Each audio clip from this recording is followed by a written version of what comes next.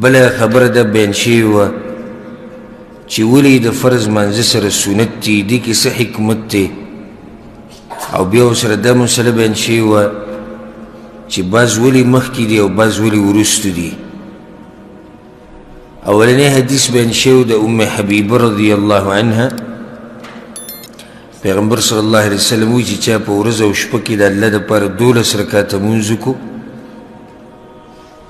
بني له بيت في الجنة يا بنى الله له بيتا في الجنة الله بولا په جنت کې کور جوړي او درې 12 رکعاتو تفصیل بیان شوی. بیا د هغې نه بعد حدیث د عبدالله بن عمر رضی الله عنهما وایي چې ما د پیغمبر صلی الله علیه وسلم سره د ماسپښین د منځه نه مخکې 2 رکعاته کړي دي د ماسپښین د منځه نه بعد هم 2 رکعاته کړي دي ماښام منځه نه بعد 2 رکعاته په کور کې ماسخوتن منځه نه بعد 2 رکعاته په کور کې. او زما خور وی حفصه رضی الله عنها ما ته دا خبره کړې ده چې پیغمبر صلی الله علیه وسلم به د سحر د منځه نه مخکې 2 رکعاته په کور کې کول دا ټول 10 رکعاته شو. نو موږ دا خبره بیان کړې وه چې 12 هم ثابت دي او 10 هم ثابت دي دواړه حدیثونه صحیح دي دواړه حدیثونه صحیح دي. نو بیا به څنګه دا جمع کوو به یې داسې چې کله نا کله به 10 کې او اکثر به 12 کې ځکه چې 12 کې مونځ ډېر دی عمل پکې ډېر دی نو ثواب پکې ډېر دی. بل د هغې باره کې حدیث راغی چې الله بوله په جنت کې کور جوړ کړي او هغه 2 رکعته چې کوم زیاتېږي نو هغه کوم ځای کې ډېرېږي ماسپښین په منځه کې ماسپښین په منځه کې مخکې 4 رکعته کوه او بیا وروسته 2 او تفصیل د دې مسلو روان دی انشاءالله. د هغې نه بعد حدیث دی وعن ابن عمر رضي الله عنهما عبدالله بن عمر وی كان النبي صلى الله عليه وسلم لا يصلي بعد الجمعة حتى ينصرف. پیغمبر صلی الله علیه وسلم به د جمعې د منځه نه بعد مونځ نه کوو مګر چې کله به فارغه شو د منځه نه فیصلي رکعتین فی بیته نو په خپل کور کې به 2 رکعته مونځ کوو. متفق علیه د حدیث په صحیح بخاري صحیح مسلم کې دی. دې کې دا مسله ثابته شوه چې پیغمبر صلی الله علیه وسلم د جمعې د منځه نه بعد سنت کړي دي او په دې حدیث کې 2 رکعاته ثابت شو او د 2 به په کور کې کول. یو حدیث را روان دی چې پای کې دی 4 به کول په 4 باندې امر دی. هلته به راته بیا زه دا مسله واضحه کړم چې څنګه 4 او څنګه 2 خو دلته دا مسلې زده کوي. په دې ټول باب کې داسې حدیث نه دی راوړی چې پیغمبر صلی الله علیه وسلم به د جمعې د منځه نه مخکې دومره سنت کول. حالانکه باب یې څه ایښودی دی باب السنن و فضایلها باب په بیان د هغه سنتو کې چې د فرضو منځه سره دي. نو بیا خو دا هم سنت دي که نه د جمعې د منځه نه مخکې چې دا بعض سنت کوي نو خو سنت ورته وایي که نه که چېرته دا سنت ثابتي نو بیا خو په کار دا و چې دې باب کې یو حدیث راوړی وی اشاره ورته کړی وی چې څنګه د دې نورو منځونو سره سنت دي نو دغه شان د جمعې د منځه سره مخکې هم سنت شته وروسته هم شته خو داسې یو حدیث هم نه دی راوړی په دې باب کې. امام بخاري رحم الله په صحیح بخاري کې په دې مسله باندې باب ایښودی دی په دې جمعې په دې سنتو باندې بیا پکې حدیثونه راوړي چې پیغمبر صلی الله علیه وسلم به د جمعې د منځه نه بس سنت کول. اشاره دې ته کړې د امام بخاري چې مخکې دې سنت نشته او کوی نو بیا به ذکر کړی وی خو نشته ځکه یو روایت امام بخاري نه ذکر کړی. دا مسله ما تفصیلا په ډېرو درسونو کې بیانه کړې ده او حاصل د مسلې دا دی چې کله انسان د تعصب چشمې د سترګو نه لرې کړي نو د هغه دپاره د مسلې حاصل دا دی او چې کله یو انسان د تعصب چشمه په سترګو کړي نو که ته ورته ډېر وضاحت وکړي او ډېر دلایل او مسلې ورته بیانې کړي خو هغه دقه یو خبره کوي چې وجدنا آباءنا علی امه موږ مور پلار او پلار نیکه په یو لار موندلي دي، موږ اوس څنګه دغه لارې نه جدا شو؟ او څوک کوی مذهب کې نشته او څوک کوی کتاب نه دي راغستی. نو دا مسله یې د ساتي په یو څو نقاطو کې لنډه مسله هغه دا ده د دریو امامانو اتفاق دی. دا مشهور څلور امامان دي که نه، اگر که امامان نور هم ډېر دي خو دا څلور صرف څه دي؟ مشهور دي ډېر د فایدې د ساتي. په امت به بدګماني نه کوي چې بلې دومره غټ امت کې صرف څلور امامان، نه، په امت کې ډېر امامان تیر شوي دي او بلکې داسې امامان پکې تیر شوي دي، داسې امامان چې بس په علم کې د دوی نه زیات وو، په علم کې د دې څلورو نه زیات وو، خو هغوی ته هغه شهرت نه دی میلاو شوی په امت کې، او دوی ته میلاو شوی دی او دا ته مشهور شوي. ځکه بعض علما دا خبره کوي چې شیخ الاسلام ابن تیمیه رحمه الله وی دی په علم کې نږدې ده چې موږ ویلی وی چې د دې څلور واڼو نه دی تکړه دی، خو د هغوی د احترام د لاسه نه وایو. احترام یې کوو ځکه چې امت کې ورته یو مقام میلاو شوی دی. دې ځکه موږ د دې څلورو امامانو قدر نه کوو. څلور امامان ډېر پوه خلک وو، اوچت خلک وو، خو دومره ده چې بیا په دې نورو هم بدګماني مه کوئ. یعنې په دې دومره غټ امت کې په زرګاو علما تیر شوي دي او هغه ټول دې هیر کړی شي او صرف دغه څلور په مخه یادېږي چې صرف دغه څلور دی او نور څوک نه دي راغلي. اجتهاد بعض وی د اجتهاد دروازه د دې څلورو نه بعد بنده شوې ده. اجتهاد مطلب دا دی یعنی یو سړی د دې څلورو امامانو د مرګ نه بعد که ډېر هم تکړه عالم دی خو د قرآن او د حدیث نه خپلې مسلې نشي راویستی. او داسې خبره شو چا دا ویلي دي چې د څلورو امامانو نه بعد اجتهاد بند شو، او چا دا ویلي دي چې صرف د دې څلورو دپاره اجتهاد جایز دی. په هر ځای کې به راګیرېږي. نو اجتهاد الحمدلله دروازه کولاو ده د هغه چا دپاره چې څوک د اجتهاد لایق قي. دا نه چې هر کدو کریله سړی راپسې اجتهادونه کوي. اجتهاد په دین کې غوټه مرتبه ده چې هغې ته کله انسان ورسي نو هغه بیا قرآن او حدیث نه استنباط کولی شي، مسلې راویستی شي.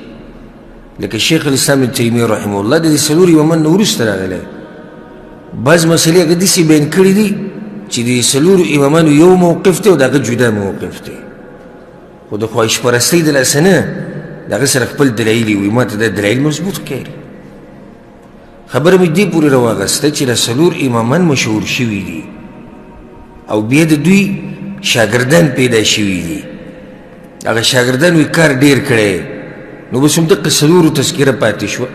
هغه نور چې کوم مشهور امامان و غټ علما وو، لکه امام سفیان ثوري رحمه الله، سعید ابن جبیر رحمه الله او نور داسې امامان ډېر امامان تیر شوي دي.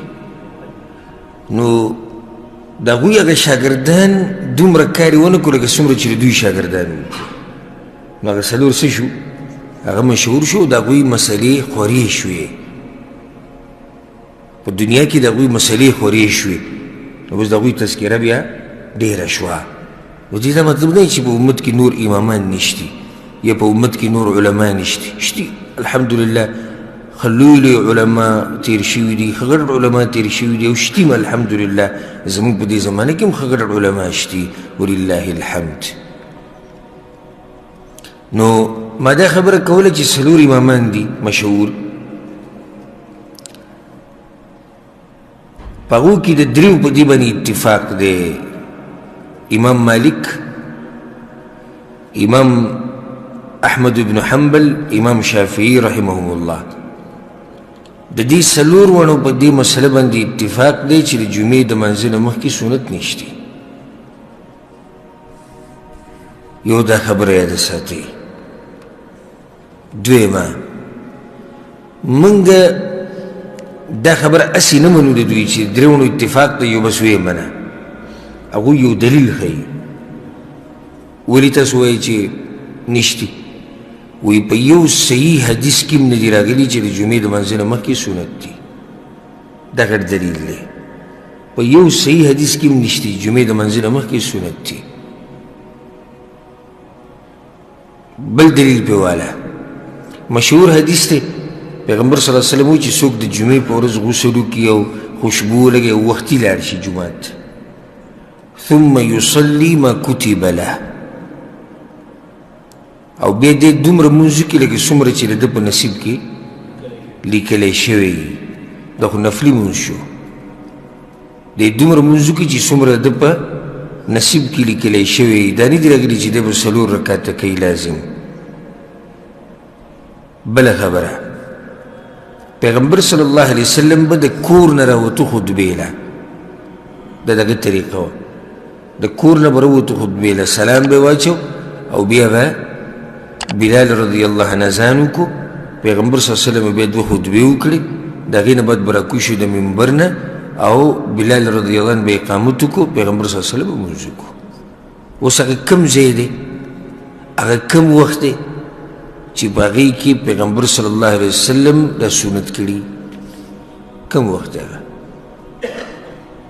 که څوک دا وایي چې کور کې کړي کور کې به یې کړي کیدی شي د کیدی شي مې دی شي چلیږي هم نه خو زموږ وایو چې کیدی شي نو بیا جواب دا دی چې بانک خو له ویلی شوی نه نو څنګه سنت کوي بانک خو چې کله خطیب راشي ویلی کېږي خیال هم دی زما دې خبرو ته کوي خطیب چې راشي اذان وایي خطیب چې راغلی نه نو اذان نه دی ویلی شوی د څه شي سنت کوي په کور کې بله خبره د پیغمبر صلی الله علیه وسلم بیبیانو دا خبره بیان کړې ده وی پیغمبر صلی الله علیه وسلم به د شپې داسې لمونځ کو سنت به یې داسې کول د ماښام ده د ماسخوتن ده به یې داسې کول سحر منځله به یې سنت داسې کول مازدیګر منځه نه بعد به دا کول او یوې هم دا خبره نه ده بیان کړې چې د جمعې د منځه دپاره چې پیغمبر صلی الله علیه وسلم وتونه اول به یې سنت وکړو یوې هم دا خبره نه ده بیان کړې د دلیل په دې باندې چې نشته بله خبره عام چې څومره محدثین دي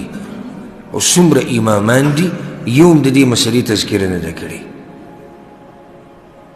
که څوک دا ووایي هغوی دا دلیل پیش کوي عبدالله بن مسعود به 4 رکعته لمونځ کوو د جمعې د منځه نه مخکې دا صحیح خبر عبدالله بن مسعود به کوو خو تا ته چا ویلي چې عبدالله بن مسعود ویلي چې دا سنت دي عبدالله بن مسعود رضی الله عنه خو په هغه حدیث عمل کوي چې تاسو منزل راشي جومات ته نو بیا لمونځ کوئ نفلي لمونځ دی دلیل پې دا دی چې دا نفلي دی د عبدالله بن عمر نه ثابت دی چې هغه به 12 رکعته کول عبدالله بن مسعود به 4 کول عبدالله بن عمر به څو کول 12 عبدالله بن عباس به 8 کول او کله به 10 کول او جابر رضی الله عنه به 2 کول نو که چېرته د عبدالله بن مسعود دا 4 رکعته سنت ګرځي نو بیا خو د دې نورو دم سنت ګرځول پکار دي یو پکار دی چې موږ 10 رکعته کوو ځکه چې عبدالله بن عباس کړي دي پکار دی چې موږ 12 وکړو ځکه چې عبدالله بن عمر کړي نو چا به زیات کول چا به کم کول ځکه چې هغوی ته پته و دا نفلي لمونځ دی دا سنت نه دي دې ته څه ویلی کېږي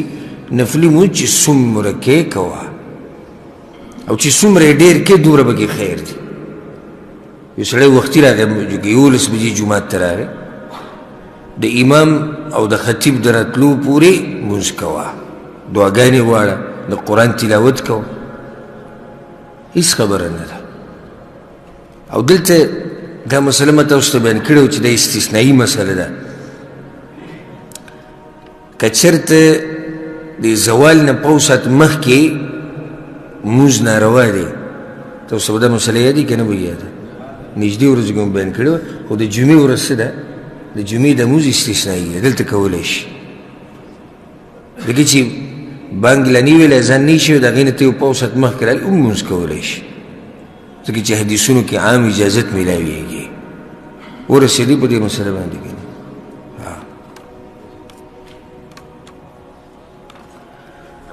که څوک دا ووایي چې په دې څه دلیل دی چې د جمعې د منځه نه مخکې سنت نشتي زه غواړم چې یو دلیل پیش کړي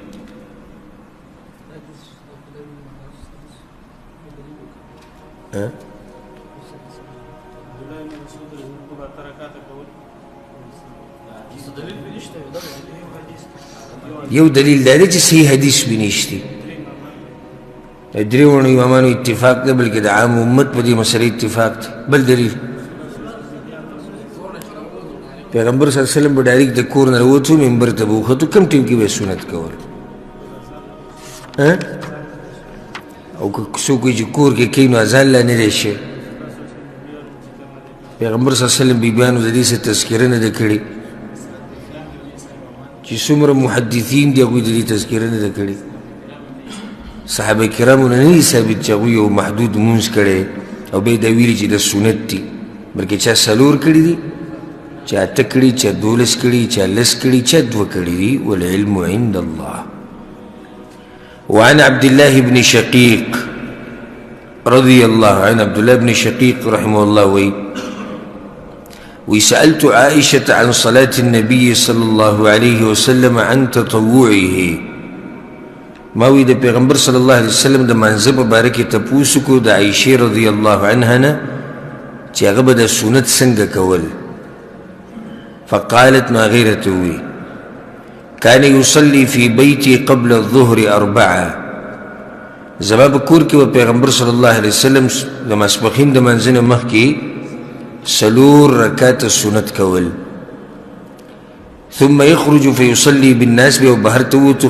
پرزموز بيوكو ثم يدخل فيصلي ركعتين بيبا واپس کور تراغن دو رکات سنت بيزما بکور کی وکلو وكان يصلي بالناس المغرب او خلقو تبید ما خام پا منزکی امامتی ورکڑا ثم يدخل فيصلي ركعتين بيبا زمان کور تراغن دو رکات سنت بيوكلو ثم يصلي بالناس العشاء نبيبا ما صوتين پا منزکی خلقو لامامتی ورکڑا ويدخل بيتي فيصلي ركعتين بيبا زمان کور تراغن دو رکات منز بيوكو ده ما صوتين اغا سنتي وكان يصلي من الليل 9 ركعات فيهن الوتر د شپې به کله پیغمبر صلی الله علیه وسلم 9 رکعات منظم کو چې وای کی به ویترو د ویترو د مسله خپل باب کې راځي دلته مونږه تفصیل نه بیانو خدای دې ساتي دلته ویلو 9 رکعات به کول نور دې مسلې تفصیل ویتر سو رکعات دي سو ندي کله کولای شي کله نشي کولای چې قضا شي سبق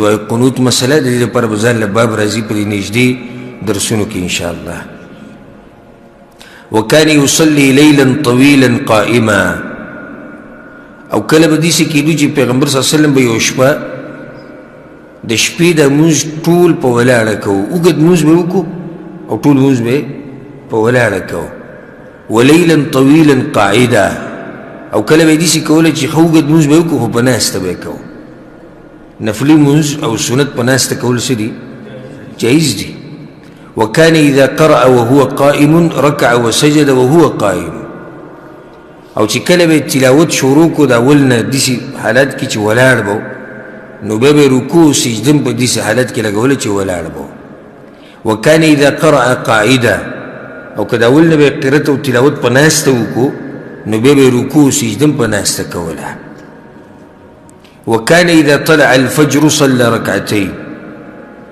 او کله چې بس سحر راوخته نو پیغمبر صلی الله علیه وسلم به 2 رکعات منځ کو رواه مسلم دا حدیث ما مسلم راوړی امام ابو داود چې کوم راوړی به کو سره به دادی وی دا غینه بعد و بیا لړ خلکو ته د سحر د منځي امامتي ورکړه د حدیث کې اصل مسله بنیادی هغه د سنت ته اشاره ده سلور مخکې د مسبقین نه دو ورسته دو د ماښام نه بعد دو د ماسوتن نه بعد دو د سحر د منځ نه مخکې 12 رکعات شو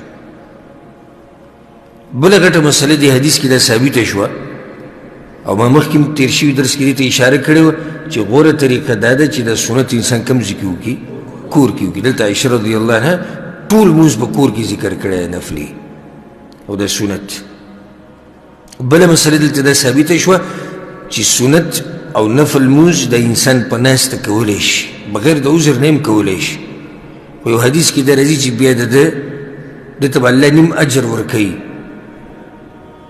په نسبت د ولاړ هلکه معذور ای بیا ول الله اجر ورکوي پوره لکه یو سړی مخکې ودرېدو بیمار شو کمزوری شو بوډا شو الله به ول اجر ورکوي یو سړی برابر دی خو په ناسته یې کوي نو بیا به ول الله نیم اجر ورکوي دین حدیث دا مسلم ثابت شو چې یو سړی مونځ په ناسته شروع کړي او په مونځ کې بیا په ولاړه پوره کړي، هېڅ خبره نه. یا یو سړی په ناسته مونځ شروع کړي، په ولاړه مونځ شروع کړي او په مونځ کې کښېني، هېڅ خبره نه ده. لکه یو سړی د شپې تهجد کوي، په ولاړه یې شروع وکړه او تهجد یې ډېر اوږده و، ستړی شو، بیا کښېناستو، هېڅ خبره نه ده. زه به دا خبر وکړم چې دې مسلو خصوصا د دې مسلې ضرورت هغه چا ته راځي چې هغه د شپې تهجد کوي او برابر تهجد کوي، نو موږ ته به د دې مسلې څه ضرورت راشي. یو سړی د اوږده تهجد کوي، ستړی شي پکې، کمزوری دی، بیمار دی، نه د په ناسته کې هېڅ خبره نه ده، او څه په ولاړه او څه په ناسته دا هم جایز دي. والله اعلم.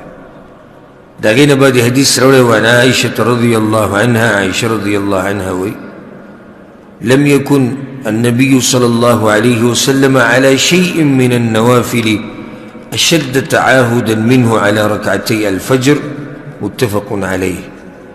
دا حدیث میں صحیح بخاری صحیح مسلم کی دے وی پیغمبر صلی اللہ علیہ وسلم د یو مانزه د سنتو دومره خیال نه دی کړی لکه څومره خیال چې به د سحر د دې سنتو کوو. د دې به پیغمبر صلی الله علیه وسلم ډېر خیال ساتو. او موږ دا مسله ذکر کړې وه، کومه مسلې چې یو پرې ذکر شي تفصیلا بیا به هغه تفصیل نه کوو. موږ دا مسله ذکر کړې وه، که تاسو ته یاد وي چې یو سړي د سحر سنت پاتې شي نو دی به څه کوي. سره د دلایلو موږ بیانه کړې وه، خلاصې څه ده؟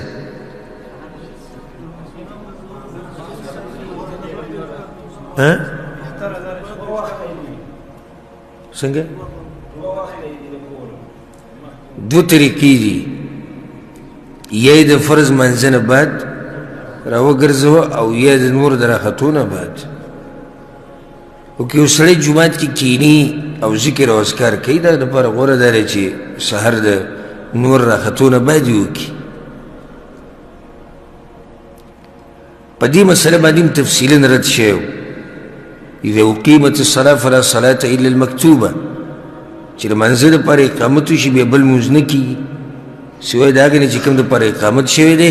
نو تفصیلا رد په دې مسله شوی و چې دا کوم خلک چې راشي او امام په سنتو ولاړي، امام په فرضو ولاړي او دی سنت کوي، نو دا طریقه غلطه ده او دا لمونځ نه کېږي. دا نه کېږي، دا فتوا د پیغمبر صلی الله علیه وسلم. خپل ځکې په دلایلو هم بیان شوي. ځکه موږ وایو دا درسونه ټول د یو بل سره تړلی شوي دي. کله چې انسان په یو درس دوه کې غیرحاضري وکړي نو په دې نورو باندې هم نه پوهېږي. ډېرې مسلې داسې چې مخکې تېرې شي، بیا موږ صرف دا وایو چې دا مخکې تېره شوې ده.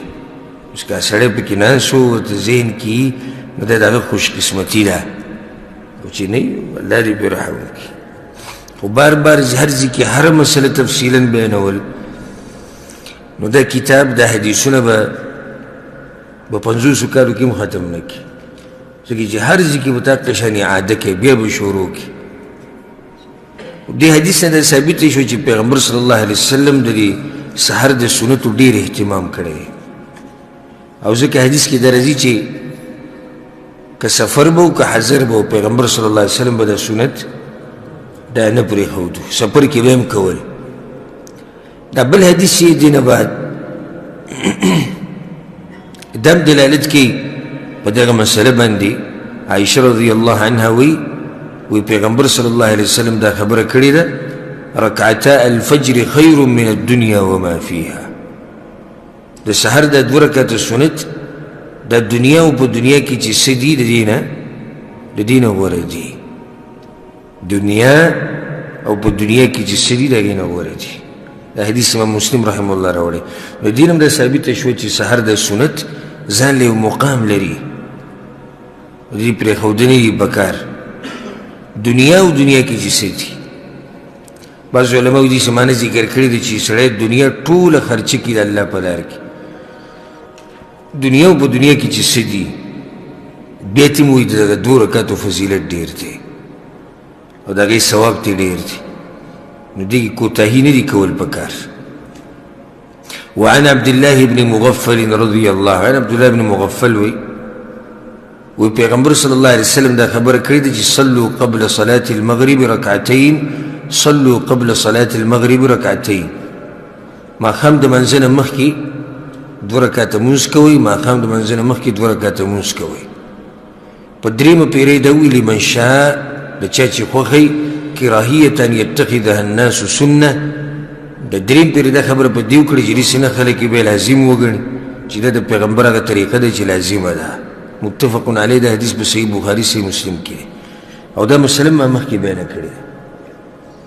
ماښام د اذان او د اقامت په منځ کې 2 رکعته کول، په دې مسله باندې ما تفصیلي خبره مخکې کړې ده سره د دلایلو او سره د قوم د دلایلو نه چې کوم تی منع کوي. او صحیح خبره ده ولله الحمد چې سره پاسه 50 دلیلونه په دې باندې موجود دي چې د ماښام د منځه اذان نه بعد او د اقامت نه مخکې 2 رکعته کول پکار دي، هغه خو واجب نه دي. او بل دا چې سنت مؤکده هم نه دي، دې ته سنت مؤکده نشي ویلی کېدی. وجه دا ده چې په دې باندې پیغمبر صلی الله علیه وسلم مواظبت نه دی کړی، خو که څوک یې کوي دې کې لوی خیر دی، خو که څوک یې رد کوي په دې چې مذهب کې نشته نو بیا ورسره زمونږ هم ورانه ده.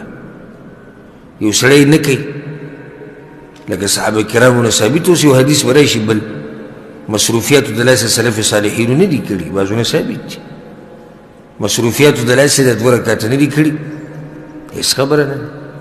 یو سړی نه کوي نه دي کوي، خو یو سړی نه کوي او په زړه کې دی چې د زموږ په مذهب کې نشتي نو د دې سره بیا خبره کوي، ځکه چې پیغمبر صلی الله علیه وسلم نه ثابت دي او ته دې منکرې، نو دا نقصاني خبره ده. بیا دا حدیث په صحیح بخاري صحیح مسلم کې موجود دی.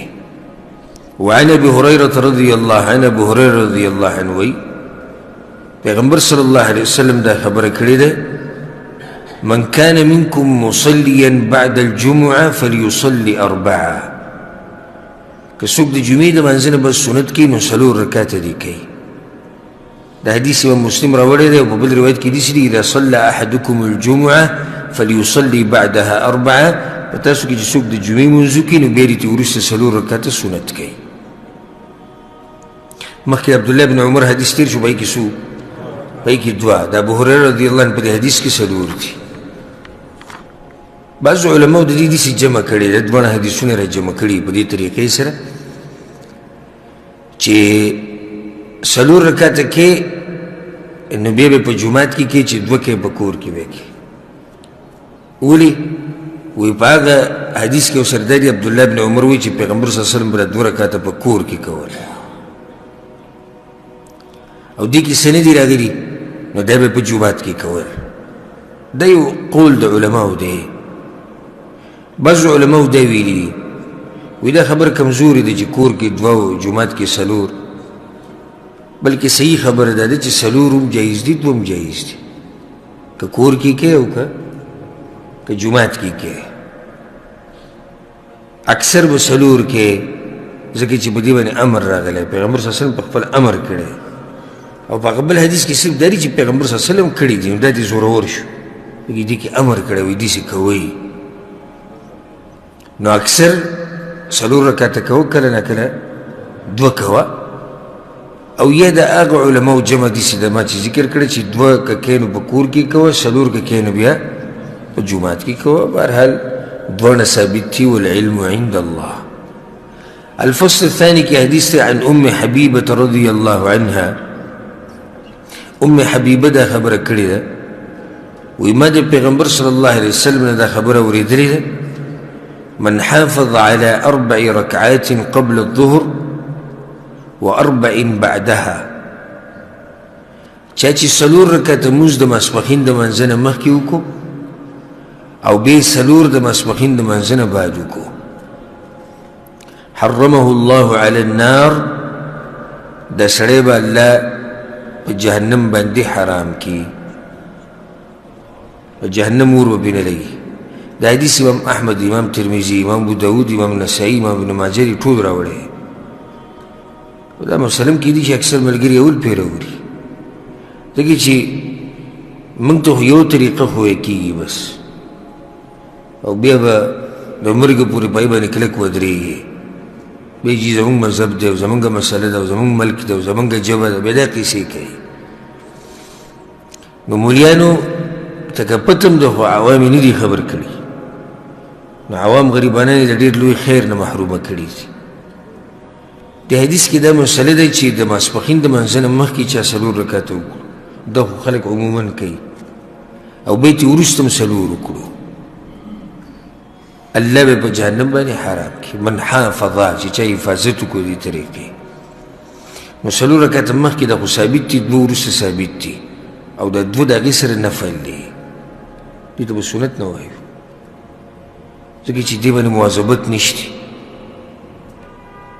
کم چې مشهور سنت دي د ماسپښین د منځه نو هغه 6 رکعته دي 4 مخکې او 2 وروسته 4 مخکې او 2 وروسته بس دې حدیث کې 4 راغلي نو د دې سنتو سره بیا 2 رکعته د نفلي لمونځ دی که چا ورسره دا وکړو نو دا فضیلت به ورته میلاو شي د هغې نه بعد حدیث ته بیا دا مسله واضحه کوو وعن ابي ايوب الانصاري رضي الله عنه ابو ايوب وي پیغمبر صلی الله علیه وسلم دا خبره کړې ده 4 قبل الظهر ليس فيهن تسليم 4 رکعته د ماسپښین د منځه نه مخکې کول په دې کې سلام ګرځول نشته یعنی 4 به په یو سلام کې په یو طریقه په یو 2 رکعته دې وکړو د نبي سلام ګرځي لنډه قاعده به وکړي به 2 رکعتو کې به سلام ګرځي تفتح لهن ابواب السماء دې منځه ته د اسمان دروازه کولوي دې 4 رکعتو ته دا حدیث امام ابو داود امام ابن ماجه رحمه الله راوړی نو دې کې د حدیث نه بله مسله ثابته شوه چې دا 4 رکعته کې نو څنګه به کې په یو سلام به کې او دا بله طریقه هم ثابته ده چې انسان 2 رکعته وکړي سلام وګرځي او بیا 2 وکړي دواړه ثابت دي او په یو بل باندې رد کولو ته ضرورت نشي چې کله یو مسله په شریعت کې راشي او په ډېرو طریقو سره راشي نو بیا پې عمل پکار دی او په یو بل باندې ردونه نه وي پکار صلاة اللیل والنهار مثنا مثنا یو روایت کې داسې راشي نو دواړه طریقې ثابتې دي که یو سړی 4 رکعته کوي په یو سلام او که یو سړی 4 رکعته کوي په 2 سلامونو نو دواړه جایز دي ښه د دې وروستني سره به څه کوو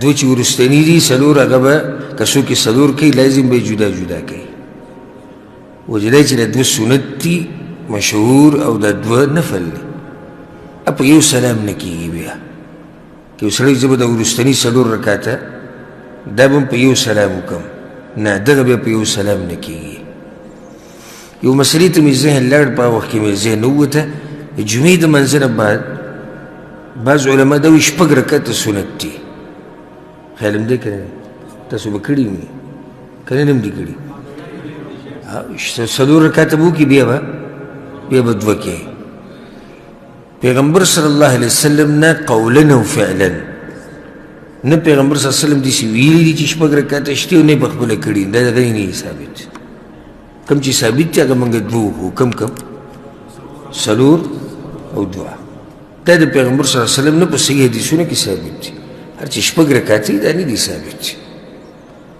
دلته مسله د ماسپښین د منځه د سنتو واضحه شو وعن عبد الله بن السائب رضي الله عنه عبد الله بن السائب وی كان رسول الله صلى الله عليه وسلم يصلي 4 بعد أن تزول الشمس قبل الظهر دا بل مزده ازده کوي دا هم ډېرو ملګرو ته نه معلوم پیغمبر صلی الله علیه وسلم با د ماسپښین د اذان نه مخکې او د زوال نه وروسته یا د ماسپښین د منځه نه مخکې او د زوال نه وروسته به 4 رکعته لمونځ کوو بعضو علما دا ویلي چې دا اکثر 4 رکعتې کوم چې د منځه هغه دي او نه صحیح خبره دا دی چې د زوال دپاره ځان له 4 رکعته د پیغمبر صلی الله علیه وسلم نه ثابت دي. دا نور زایله کېده څه ته وایي؟ اسمان په منځ باندې نور ودرېږي او بیا د مغرب طرف ته روان شي، د زایله شو. په دې ټیم کې پیغمبر صلی الله علیه وسلم 4 رکعته لمونځ کوو، د 4 رکعته نفل به یې کول. او څه به یې وي؟ انها ساعة تفتح فيها ابواب السماء. دا داسې وخت دی چې د اسمان دروازې پکې کولاویږي. فاحب ان يسعد لي فيها عمل صالح، نو دروازې سم کولاو دي، نو زه غواړم چې یو نیک عمل مې به راوخیږي. رواه الترمذي، د حدیث امام ترمذي راوړی. ګوره دې ځای نه دا مسله ثابته شوه چې د نور د زایله کېدو نه بعد 4 رکعته کول دا د پیغمبر صلی الله علیه وسلم طریقه ده. تاسو کې چاته معلومه؟ خیر خیریت دی او څومره اوچت عمل دی. اسمان دروازې کولاویږي، زه غواړم چې دا عمل پکې وخیږي. دلته ته یو فایده ذکر کړم. ولې دې ټیم کې د لمانځه دومره فضیلت دی؟ ولې پیغمبر صلی الله علیه وسلم دا لمونځ کوي؟ ګوره د شپې د نیمې شپې نه بعد الله سبحانه وتعالی د دنیا اسمان ته راکوزېږي، او د ورځې د نیمې ورځې نه بعد د اسمان دروازې کولاویږي. نو د شپې الله د دنیا اسمان ته راکوزېږي او د ورځې به دروازې کولاوي.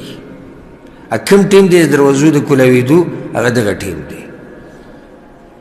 کوم ټیم دی؟ د زوال نه بعد. نو دغه ټیم کې 4 رکعته کول پکار دي، او هر چې د 4 رکعته سنت دي د مانځه هغه نه جدا دي. د ماسپښین د مانځه 4 رکعته سنت هغه جدا دي. وعن ابن عمر رضی الله عنهما، عبد الله بن عمر رضی الله عنهما وی پیغمبر صلی الله علیه وسلم دا خبره کړې ده: رحم الله امرأ صلى قبل العصر 4. الله دې پاک سړي باندې رحم وکړي چې د مازدیګر د منځ نه مخکې 4 رکعته کوي. دا حدیث امام احمد امام ترمذي راوړی. یو حدیث کې دوم ثابت دی راوشي، نو کله 2 کله 4 دواړه ثابت دي. یو سړی د مازدیګر د منځ نه مخکې 4 رکعته کوي، دا ډېره غوره ده په نسبت د 2، او که څوک 2 کوي نو هغه هم جایز دي، ځکه چې هغه هم ثابت دي. اگر که دې ته سنت مؤکده نه ویل کېږي. ولې؟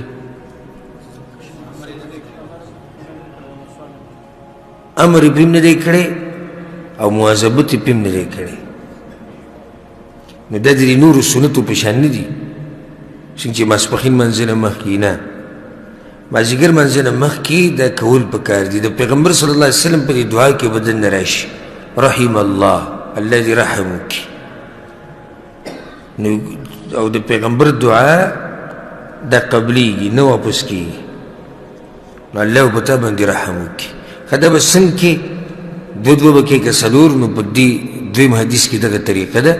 وعن علي رضي الله عنه، علي بن ابي طالب رضي الله عنه، كان رسول الله صلى الله عليه وسلم يصلي قبل العصر 4 ركعات. پیغمبر صلی الله علیه وسلم به 4 رکعته لمونځ کوو د مازدیګر د منځ نه مخکې. يفصل بينهن بالتسليم على الملائكة المقربين ومن تبعهم من المسلمين والمؤمنين. په منځ کې به پکې سلام ګرځو. سلام به په چا چو؟ په ملایکو، په نیکانو مؤمنانو، او څوک چې نیکانو په لار رواني. دا حدیث امام ترمذي راوړی. ښه د سلام د مسلمه مخکې ذکر کړی چې ولې موږ د منځه په اخره کې سلام ښی طرف ته ګرځو، ولې ګس طرف ته ګرځو. که چاته یاد یې ډېره ښه ده، او که چاته نه یاده نو هم ښه ده. خو دلته چې دا وی سلام به واچو په ملایکو، په نیکانو مؤمنانو، دې کې اشاره ده که سلام ته ده. دا کوم چې د منځه په اخره کې موږ ګرځو. نو دې ځای نه دا ثابته شوه چې د مازدیګر د منځ نه مخکې 4 رکعته دا به په 2 سلامونو کېږي. ځکه چې ووایي که نو 4 رکعته به وکړو، یفصل بینهن، په منځ کې به کې فصل راوستو. فصل به څو دوه به یې جدا وکړو سلام به یې وګرځو بیا به یې دوه وکړو سلام به یې وګرځو ورسېدی بګیره دا کومې مسلې چې زه تاسو ته بیانوم او تاسو یې نه اورئ دا مسلې قدرمنې مسلې دي قدر یې کوئ سوچه د پیغمبر صلی الله علیه وسلم طریقه او سوچه احادیث تاسو ته بیانېږي د پښتو ترجمې سره او د هغې د وضاحت سره او که بیا دې څه اشکال یې تپوس وکړو دا نعمت الله لږو خلکو ته نصیب کوي چې د انسان پوره ژوند او مونځ د پیغمبر په طریقه شي زه به یو قول ذکر کړم د امام سفیان الثوري رحمه الله قول دی او ډېر ناشنا قول دی وایي که چېرته ویښته ګرې ویښته نو مې ګروه د هغه وخته پورې چې څو پورې دی په دې کې هم څه دلیل نه وي پیدا کړی ښه و دې وضاحت له راځو د دې خبرې څه مطلب دی د امام سفیان رحمه الله مطلب دا دی دا نه مطلب دا نه چې ته سر مه ګروه دلایل ګوره نه دغسې یو خبره وکړه مطلب دا دی وی حتی الوسع کوشش کوه چې هر کار کې نو د پیغمبر د طریقې مطابق یې کوه دا مطلب دی وی تر دې چې سر ګرې نو هم پکې څه دلیل ګوره لټوئ دا خبره هغه دې لپاره کړې ده چې کوشش کوئ چې خپل عمل د چا په طریقه کوي د پیغمبر صلی الله علیه وسلم په طریقه کوي هر کار کې دلیل ګوره هر کار کې ګوره چې پیغمبر صلی الله علیه وسلم بسې چل کوه بیا قشن کوه د کومې مسلې چې موږ بیانو د پیغمبر صلی الله علیه وسلم نه بیانو قیل او قال والا قصې نه دي ګورې پلاني ویلي دي او پلاني ویلي دي بزرګانو ویلي دي مشرانو ویلي دي او کشرانو ویلي دي دا قصې نه دي دا سوچه دین دی الحمدلله پیغمبر صلی الله علیه وسلم طریقه ده نو څو مسلې تاسو نوي زده کړو زه به درس په اخره کې انشاءالله بیا معلومات کومه وعنه رضی الله عنه دام د علي رضی الله عنه حدیث دی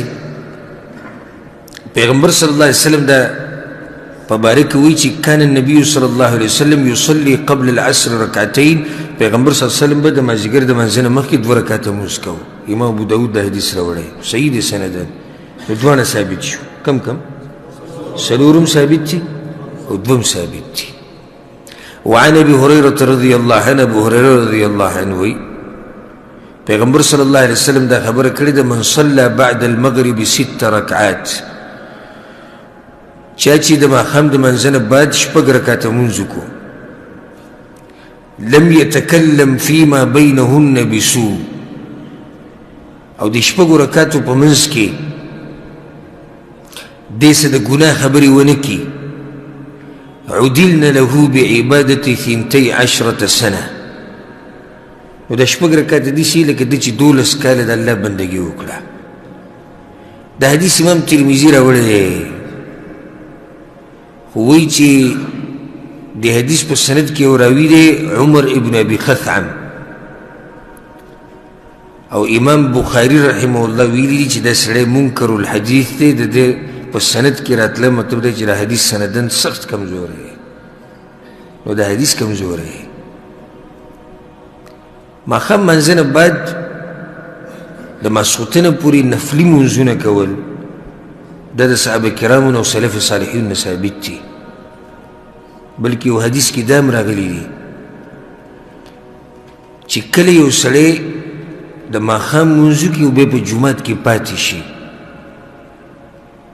هغه 2 رکعاته وکړي کوم چې سنت دي د ماښام هغه بیا ځان د نفلي منځونه کوي د ماسخوتن د منځه په انتظار ناستي وي الله د دې سړي تذکره په اسمانونو کې د ملایکو په مخ کې کوي وي وګورئ زما دې بنده ته ماسخوتن منځه ته په انتظار ناست څومره اوچت بنده دی زما نو دا طریقه د صحابه کرامو د سلف صالحینو چې هغوی به د ماښام منځ نه بعد نفلي منځونه ډېر کول دا د هغوی عامه طریقه وه لکه څنګه چې زموږ د ماښام منځ نه بعد ډزه په ډوډۍ ورځي نو دغه شان به هغوی اهتمام د ماښام منځ نه بعد د نفلي منځونو کوو چې الله زموږ تذکره په اسمانونو کې وکړي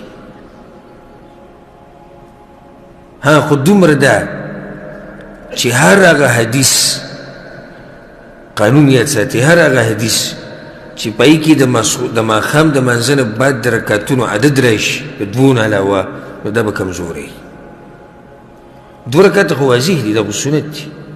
وګوس دې حدیث ته ګوره، دې نه بعد بل دی. وعنها رضی الله عنها، وعن عائشة رضی الله عنها، دا عائشة رضی الله عنها حدیث دی. وی پیغمبر صلی الله علیه وسلم وی چې من صلى بعد المغرب 20 رکعه، چا چې د ماښام د منځه نه بعد 20 رکعته لمونځ وکړو، بنى الله له بیتا فی الجنه، الله به له په جنت کې کور جوړوي. دا حدیث امام ترمذي راوړی دی او سندن دم کمزوری.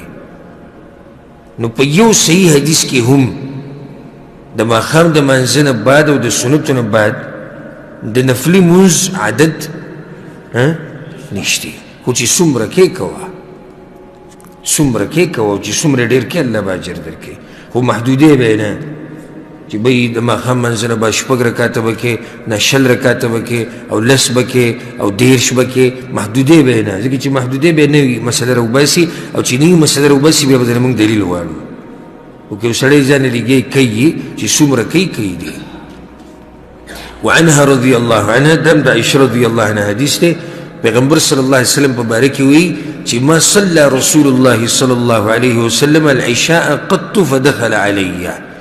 پیغمبر صلی الله علیه وسلم چې به کلم په جومات کې د ماسخوتنې لمونځ وکړو او بیا به ما پسې راغی کور ته، الا صلى 4 رکعات او 6 رکعات. نو په کور کې به یا 4 رکعته لمونځ کو او یا به 6 رکعته لمونځ کو. په کور کې به یا 4 رکعته لمونځ کو یا به 6 رکعته لمونځ کو. دا حدیث امام ابو داود رحمه الله راوړی، صحیح حدیث دی. یو سړی وایي چې دا څنګه؟ جواب داری پیغمبر صلی الله علیه وسلم به ماسخوتن لمونځ په جومات کې وو، کور ته چې به راغی یا به 4 رکعته لمونځ کو د عایشې په کور کې، یا به 6 کو. دا څنګه 6 او 4؟ 2 به سنت وو کوم چې د ماسخوتن د منځه دي، او 2 به ورسره نفلي وکړو، یا به ورسره 4 نفلي لمونځ وکړو. ورسېدی پکې هېڅ اشکال پکې نشته، مسله واضحه ده. د ماسخوتن د منځه نه به سنت څو دي؟ 2 دي، سنت مؤکده 2 دي. د هغې نه زیاتي لمونځ به پیغمبر صلی الله علیه وسلم نفلي کو. ها د شپې لمونځ به جدا و، دا د شپې لمونځ نه دی چې قیام اللیل یا وتر، هغه جدا دي، هغې له بیا راپاڅېدو. خو دا د پیغمبر صلی الله علیه وسلم طریقه وه چې کور ته به لاړ د ماسخوتن د منځه نه بعد، نو د دې سنتو سره به یا 2 رکعته لمونځ وکړو یا به ورسره 4 وکړو. نو ټول به یا 6 شو یا به 4 شو. وعن ابن عباس رضی الله عنهما، عبدالله بن عباس رضی الله عنهما وی پیغمبر صلی الله علیه وسلم دا خبره کړې ده، ادبار النجوم، ستوري چې کله ډوب شي الله وی دغه ټیم کې ذکر پکار دی. نو هغه څه دي؟ دغه ټیم کې به څه کې؟ الرکعتان قبل الفجر، هغه 2 رکعته دي د سهار د منځه نه مخکې. دغه ټیم کې ستوري پرېوځي پناه شي که نه. وادبار السجود، قرآن کې دا امر دی چې سجدو نه بعد د الله یادوئ. نو د سجدو نه بعد الله یادول دا دي الرکعتان بعد المغرب. ماښام منځه نه به 2 رکعته کول؟ 2. دا سنت دی. دا حدیث امام ترمذي راوړی دی او مرفوعا دا حدیث کمزوری دی، اگر که معنی صحیح ده. 2 رکعته د سهار د منځه نه مخکې دا هم ثابت دي، 2 رکعته ماښام منځه نه بعد دا هم ثابت دي. الفصل الثالث کې حدیث دی عن عمر رضی الله عنه، عمر بن خطاب رضی الله عنه وی پیغمبر صلی الله علیه وسلم دا خبره کړې ده چې 4 قبل الظهر بعد الزوال. علم دی که نه؟ 4 رکعته د ماسپښین نه مخکې او د زوال نه وروسته. لږ ساعت مخکې ما تاسو تذکره وکړه. اجر ته وکړي. تحسب بمثلهن في صلاة السحر. دی د کوم سړی چې د زوال نه بعد او د ماسپښین د منځه نه مخکې 4 رکعته سنت کوي، الله به له اجر د تهجد ورکوي. ولې؟ ما تاسو ته وجه ذکر کړه. دغه ټیم کې د اسمان دروازې کولېږي او د شپې الله د دنیا اسمان ته راکوزي. نو ځکه هلته د تهجد فضیلت ډېر دی، دلته بیا د دې 4 رکعتو لمونځ فضیلت بیا ډېر دی.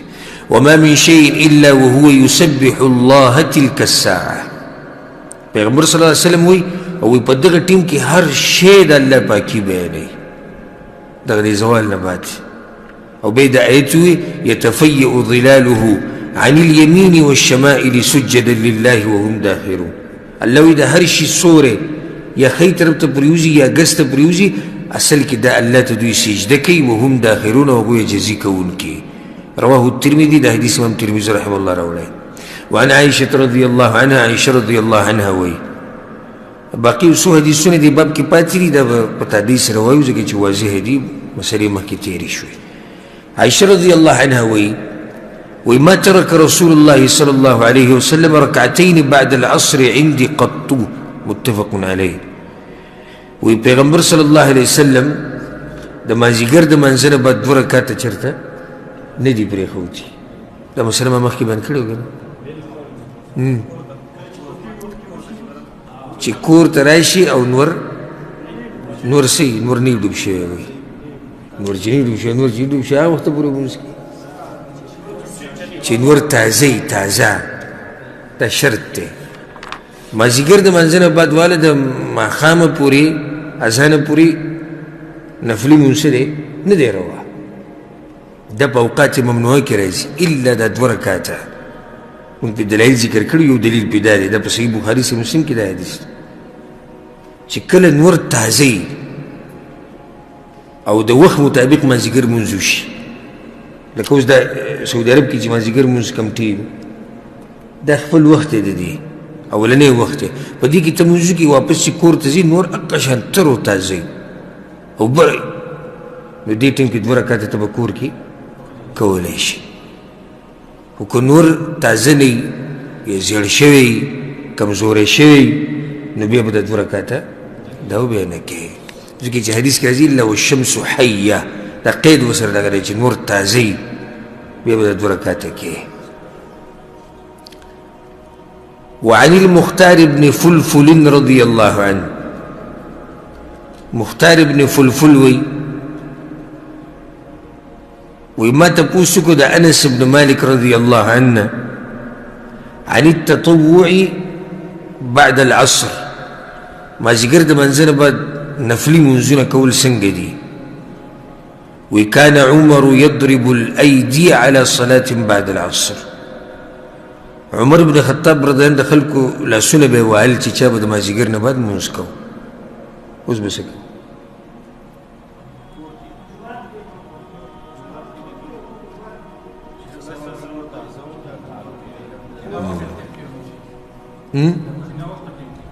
نا وخت ټیم کې کوو، کیدای شي دا جواب، یا کیدای شي دا چې جوماتونو کې به ټول لا جمع شو، کیدای شي. خو دلته کې تاسو سوچ کړی نو عامه خبره یې کړې ده، نفلي لمونځ د مازدیګر نه بعد یعنې نور ډوبېدو پورې، دې ته خو منډه راغلې ده. خیر هم دی که نه؟ خاص دا 2 رکعاتو مسله نه ده، خاص د 2 رکعاتو مسله نه ده. او بعض علما دا جواب کوي چې دغه 2 رکعتونو نه به هغه خلک په دې منع کول چې خلکو پکې بیا لمونځ به یې کوو او خیال به یې نه کوو، لیټ به یې کوو او بیا به هم لږې وکوو به یې. نو ځکه به عمر بن خطاب رضی الله عنه خلکو لاسونه وهل. وكنا نصلي على عهد النبي صلى الله عليه وسلم ركعتين بعد غروب الشمس، وی موږ به د پیغمبر صلی الله علیه وسلم په زمانه کې د نور د ډوبېدو نه بعد 2 رکعاته لمونځ کوو قبل صلاة المغرب، د ماښام د لمانځه نه مخکې. دغه 2 رکعاته دي د اذان او د اقامت په منځ کې چې دي. فقلت له، مختار بن فلفل ورته وویل چې تاسو خو به کوو، خو کان رسول الله صلی الله علیه وسلم یصلیهما، پیغمبر صلی الله علیه وسلم دا په خپله کړی دا لمونځ. وی کان یرانا نصلیهما فلم یأمرنا ولم ینهنا، پیغمبر صلی الله علیه وسلم موږ په خپله به دې منځ لیدلي وو، نه یې راته امر کړی دی او نه یې منع کړي وو. رواه مسلم، دا حدیث امام مسلم رحمه الله راوړی. دې نه هم ثابته شوه چې دا 2 رکعاته لمونځ د ماښام د اذان او د اقامت په منځ کې څه دی؟ جایز دی، سنت دی، ثابت دی. لکه مخکې ورځو کې چې هغه مفتیان خو ډېر شوي دي نن سبا خو او مفتي نه تپوس وشي، نه بل دی هغه نه غوته کې نه راوته، خوا کې ورسره بل کس ناستي او دی فتوی لګوي، دغه نوی راوتلی مارکیټ ته، نو هغه تپوس ته وشي دا 2 رکعاتو سره به څه کوو؟ دا کولی شو که نه دا نشي کولی. دا 2 رکعته د فرض منځنه مخکې او د اذان نه بعد دا نه کېږي. عکس ورته به یې چېرته لیکلي په پاڼه کې چې حدیث کې څه راغلي وایي حدیثونه به یې ځان له ګوره او موږ دله جواب د فقه مطابق درکو. حدیثونه کې څه راغلي حدیثونه به یې ځان له ګوره او موږ دله جواب درکو. مولیانو صاحبانو چې کومه فتوا صادره کړې ده هغه موږ ته وایي او باقي بیا حدیث ګوري او پیغمبر څه کول صحابه کرامو څه کول دا به ته ځان له خپل کار کوه خو موږ درته دومره واضح کړه چې مولیان دا وایي او فقه کې دا دي. نو دا هغه حدیثونه دي چې هغه ته پټېدو ځکه چې دې حدیثونو ته واپس شو خو مسله ثابته شوه که نه نو ځکه یې وایي حدیثونو ته واپس کېده دا وایي ستا کار دی. مطلب دا چې زه به ورکېږم نو چې حدیثونو کې ته وګورې ته به زموږ خواله راځي هم نه نو چې اوس یو سړی حدیثونو کې دا مسله وګوري دغه مفتي له به ورشي لیونی دی چې هلته به بېر شي. دلته وګوره مخکې حدیث کې پیغمبر صلی الله علیه وسلم امر کړی موږ سره تېر شو مخکې او په دې ځای کې انکار نه دی کړی او پیغمبر صلی الله علیه وسلم چې په یو کار انکار ونه کړي نو دا هم ثابت شو ځکه چې هغه پیغمبر دی که کار ناروا دی هغه وایي دا کار څه دی ناروا دی خو انکار یې ونه کړو. دې نه بعد دې حدیث ته غوږ کېده او دا حدیث په صحیح مسلم کې دی دا حدیث په صحیح مسلم کې دی او د دې نه مخکې چې کوم حدیث موږ بیان کړو نو هغه په صحیح بخاري او صحیح مسلم کې دی څومره مضبوط حدیثونه دي. دې نه بعد د حدیث واوره دم په صحیح مسلم کې دی د کوم نه به دوی انکار کوي خو دا ړوند تقلید نه دی دا انسان لیونی کوي چې سړی وایي نه زه صرف د خپل مولا او د خپل مذهب منم. وعن انس رضي الله عن انس بن مالك وي كنا بالمدينه من بمدينه كيو انس بن مالك هو مدينه كي هو ده مدينه فاذا اذن المؤذن لصلاه المغرب المؤذن چې باذان کو د ماخام د منځ د پاره ابتدروا السواري صحابه کرام منډې کړې د جمعه تستنی به ونیوي. مخکې موږ سره مسله ثابته شوې ده سوترې مسله موږ بیانه کړې وه ولې به ستنې نیوي دا به سوتره شوه. فرکعوا رکعتین هر یو به 2 رکعته لمونځ کوو. انس بن مالک وایي او عجیبه ده د غوږو ته کېدې حتی ان الرجل الغریب لیدخل المسجد کله ناکله به ناشنا سړی جومات ته راغی د دې مدینې به نه و بهر نه به راغی ځان به ویلی شوی به جومات ته راننوتو فيحسب أن الصلاة قد صليت من كثرة من يصليهما ناغه به دا ګمان وکړي چې فرضي لمونځ شوی دی خلک ټول په سنتو ولاړ دي. دومره احتیاط به یې کوو ښه او دا د انس بن مالک رضان حدیث دی رواه مسلم په صحیح مسلم کې دی. ښه نو بل واوره دا په صحیح بخاري کې دی او الحمدلله چې الله زموږ تعلق د دې حدیثونو سره پیدا کړی. وعن مرثد بن عبد الله دا خبره کوي واتيت عقبة الجهني رضي الله عنه زب عقبه پسې رالم صحابي پسې مرثد راغی په چا پسې عقبه پسې وی ما ورته ویل چې الا اعجبك من ابي تميم دا ابو تمیم کار درته بیان نه کوم په تعجب کې به پرېوځي. ابو تمیم دی یو مشهور تابعي دی او مخضرم دی د پیغمبر صلی الله علیه وسلم په زمانه کې ایمان راوړی خو لیدلی نه دی او دا ډېر مشهور تابعي دی. مرصد اوس عقبه ته دا وایي صحابي ته یره ابو تمیم ډېر ناشنا کار کوي وایي نه یم تا ته هغه ولې څه چل کوي وایي یرکع رکعتین قبل صلاة المغرب اخو د ماښام د منځه نه مخکې 2 رکعته کوي یعنې اذان چې وشي اقامت لا نه شوی نو ابو تمیم څه کوي 2 رکعته کوي. عقبه ورته وویل دې کې د تعجب څه دي انا كنا نفعله على عهد النبي صلى الله عليه وسلم دا خو د پیغمبر په زمانه کې به موږ کول. هغه ورته فما يمنعك الان خو نن سبا یې ته ډېر نه کوې ولې لکه ته چې پیغمبر صلی الله علیه وسلم په زمانه کې موږ دا کړي خو نن سبا څه چل دی وایي الشغل وایي مصروفه شوی دې مخکې دا مسله ما بیانه کړې چې داسې واجب نه دي یو سړی مصروفیت ته لاسې ورکړو یا ټیم ورته میلاو هېڅ خبره نه. رواه البخاري دا حدیث امام بخاري رحمه الله راوړی ورسېدی په دې مسله کې نه یو څو حدیثونه پاتې شوي دا به روان درس ته پرېږدو په دې باب کې تقریبا 1 2 3 4 5 6 کنه 5 یا 6 حدیثونه پاتې شو په دې باب کې او دا به انشاءالله پر روان درس کې بیانو. دا واضح دي دا روان چې کوم حدیثونه دي په یو کې دا مسله بیان شوې ده چې غوره دا چې سنت لمونځ به په کور کې کې. دویم دا چې د ماښام د سنت زر کول پکار دي فرض مانځه پسې. دا مسله ترې واضحه شوې ده انشاءالله. دا به پر روان درس کې به بیان کو. الله دې موږ پوه کړي په قرآن او حدیث باندې او الله دې موږ له توفیق راکړي قرآن او حدیث باندې د عمل کولو. او درس په اخره کې کس یو ملګری د یو مسله بیان کړي چې هغه یې زده کړي نن خو په ترتیب سره چې هر سړی تاسې یې زده کړي یو مسله بیان کړي.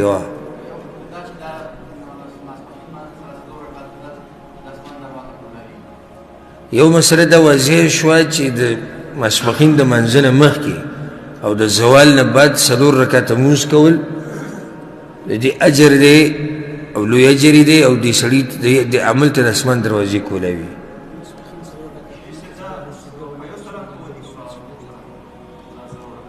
دا په جدا جدا سلامونو دي. دوه به وکړي او دوه وکړي څنګه دا ته ثابته شوه چې ماسپښین نه مخکې 4 دي وروسته 2 دي خو کله نه کله وروسته 4 هم کولی شي د 2 سنتو سره به نفل وکړي. 2 مازدیګر مانځه نه مخکې 4 رکعته کول په دې سړي باندې الله رحم کوي. مازدیګر مانځه نه وروسته 2 رکعته کول چې کله نور تازه وي. ماښام مانځه نه مخکې 2 رکعته کول د سنت دي. جمعې د مانځه نه مخکې سنت نشتي او نفل لمونځ چې څومره کوې کوه. څوک چې د مغرب نه واله د عشا پورې په جومات کې کیني الله یې تذکره په اسمانونو کې کوي. بیا 2 رکعته کول د سنت دي. جمعې د مانځه نه بعد سنت 4 ثابت دي او 2 ثابت دي. یو جمع طریقه دا دی چې د حدیثونو جمع کولو چې 4 کوې نو په کور کې وکړه په جومات کې وکړه او چې 2 کوې نو په کور کې وکړه.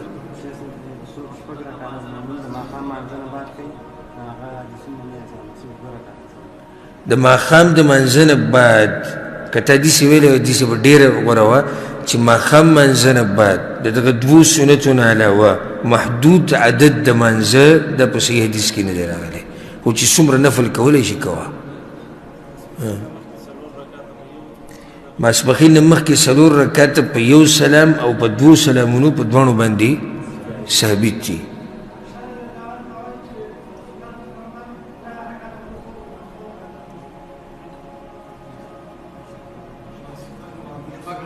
شپږ رکعته به کول او 4 به کول. پیغمبر صلی الله علیه وسلم د طریقو چې کور ته بلاړ نو کله به 4 رکعته لمونځ وکړو کله به 4 وکړو ماسوته مانځه نه بعد. او د 9 رکعاتو ویترو تذکره وشو خو تفصیل نه دی شوی. تفصیل به پر روان درسونه دي.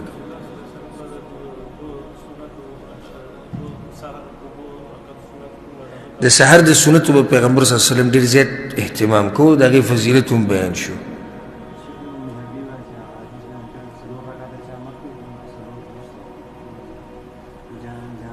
چې کوم سړی د ماسپښین د سنت د ماسپښین د منځه نه مخکې 4 رکعته وکړي وروسته 2 وکړي او بیا ورسره 2 نور وکړي الله به په جهنم باندې حراموي. کوم سړی چې 12 رکعته لمونځ وکړي د فرضو نه علاوه الله به له په جنت کې کور جوړوي.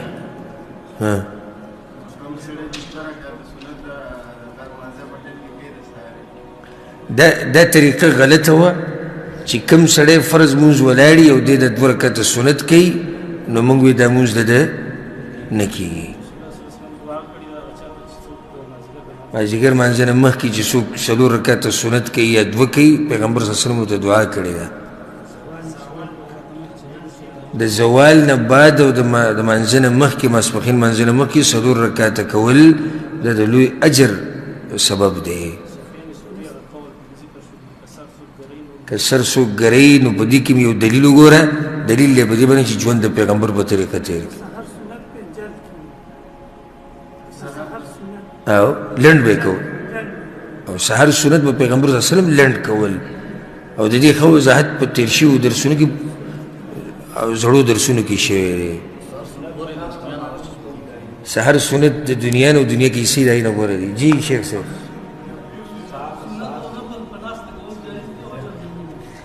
سنت مونځ نفلي مونځ دا په ناسته کول هم جایز دي او په ولاړه کول هم جایز دي بارک الله فیک ماسپښین منځ نه مخکې څلور رکعته سنت هم ثابت دي او دوه هم ثابت دي که څوک دوه کوي هم صحیح دي که څوک څلور کوي نو هم صحیح دي د سحر سنت کې د نه پاتې شو د قضا راګرځولو دوه طریقې دي یا د فرض منځ نه بعد او یا د نور د راختو نه بعد څلور رکعته جمعې د منځ نه بعد چې دي څلور کول ډېر غوره دي ځکه چې په دې باندې امر راغلی دی او دوه کول هم ثابت دي پیغمبر صلی الله علیه وسلم طرف نه په دې امر راغلی دی چې ماښام اذان نه بعد اقامت نه مخکې مونځ کوئ دوه رکعته په دې امر کړی په درېیم پیرۍ بیا دا ووي د چا چې خوښوي چې څوک یې واجب ونه ګڼي د سترې خاص خیال ساتل پکار دي صحابه کرامو چې به کله دا دوه رکعته کول ماښام منځ نه مخکې نو هر یو به ستنې ته ودرېدو جمعې د منځ نه مخکې سنت کول دا نه دي ثابت او په هغې باندې دلایل ذکر شو سره د وضاحته والله اعلم وصلى الله وسلم على نبينا محمد وعلى آله وصحبه أجمعين